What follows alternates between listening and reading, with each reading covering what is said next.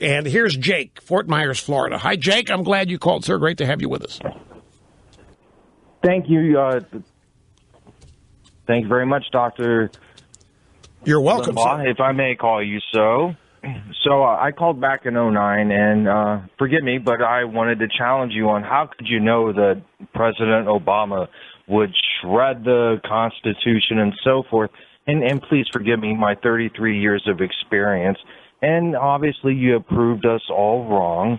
However, my question to that is, if a constitutional government is the best form of government, and the constitutional government has allowed us to go so far away from the Constitution, would there have been a better way to have gone? And please forgive, 33 years of experience, I could only base it on that. And granted, we all read the books. The Constitution's in black and white. It's pretty obvious how it's supposed to go. But for a constitutional government to have led us so far away from it, what is the step? What would be the next way to go? I will tell you how this happened. This is actually a good question. We don't need to replace this. If you're thinking that, you are as wrong today as you were in 2009. I say that with all affection. So you have a lot of guts here to call and admit. I remember, and maybe not you specifically, but I had a lot of people calling in 2000, even during the campaign year, 2008 and 2000. How do you know all this? This is crazy. Obama's going to do this. How do you know? You don't know. He hasn't been president for a year. He hasn't been president yet. He isn't. How do you know? My answer was, I know liberals. Don't doubt me. I knew it was a monumental, Herculean task. It's so frustrating. It was so obvious to anybody who knows this stuff that this was going to happen. And if the education system of this country were up to snuff, it wouldn't take people like me trying to warn people. They'd know it already. Anyway, the Constitution didn't fail here. There are numerous safeguards. You're asking if constitutional republic is so great, how has it failed? It's the wrong way to look at it that way. The Constitution has not failed. What instead has happened, the number one safeguard that's built in, Jake, is the separation of powers. The Founding Fathers knew human nature.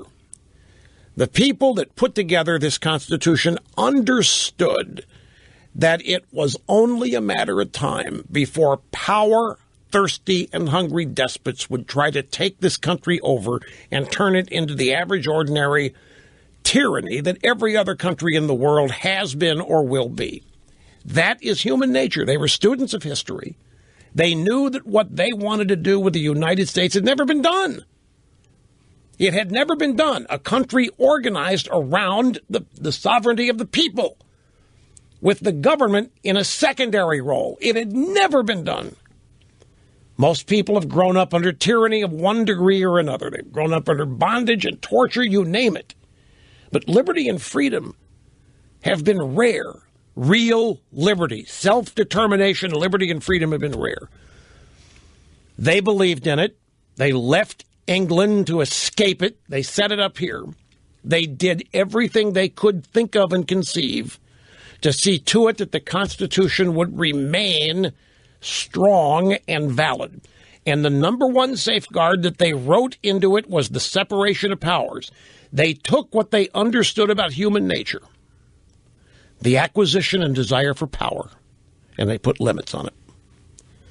They divided us into three branches: the executive, which is the president and his cabinets, Department of Justice, all those things, the courts, the judiciary, Supreme Court on down, and the legislative, congressional, Senate, so forth. And they assigned responsibilities to each. They denied power to each, and they wrote the limitations of power on all three. They understood that most men elected to be president would try to coalesce and steal, acquire as much power as they could, because they understood human nature. They put limits on what the executive could do. They put limits on what Congress could do. And they also understood that members of Congress would not want the president stealing all their power and would fight to the death to keep their power and try to get some of his. It was set up for a constant war for power. What has happened, I'm giving you the Cliff Notes version here. What has happened when the Democrat Party also gained control of Congress in 2008, both houses, the Congress surrendered its own power and willingly gave it to Obama. He was allowed to take as much as he wanted because they believe in their ideology being dominant. They totally squandered what the founders assumed would never happen, and that is Congress giving up its own power. Congress is extremely powerful. Congress there's not a dollar that can be spent in this country without Congress first authorizing it and granting permission. That's gone. Obama can spend whatever he wants now and does. He can borrow whatever he wants. The Congress gave that up. The Democrats gave it up. They want a ruler, not a president. They want him to be of their party. They wanted the executive to have magic wand powers, so they willingly gave it up. But they were not alone. The Republicans, the first 2 years, couldn't stop anything because they didn't have enough votes. They literally couldn't stop anything the Democrat Party wanted to do, Jake. But then the people of this country so objected to this massive collection of power. They may not have understood what was going on, per se, but they knew they didn't like what Obama was doing, as evidenced by the 2010 midterm elections. So they threw the Democrats out in record numbers, Jake, and put Republicans in. But the problem remained. The Republicans were so afraid of criticizing Obama that they willingly capitulated in trying to hold on to congressional power. They did a much better job than Democrats did, but they were basically neutered and remain so to this day. The one big safeguard that's failed, and there are many, by the way, but the one safeguard that's failed is the separation of powers. Nobody is willing to stand up to Obama. Obama is left without restraints in violating the Constitution, from executive amnesty to the way he's done Obamacare. It's shocking. It's really scary to contemplate all the things Obama has done in violation of the Constitution with nobody objecting.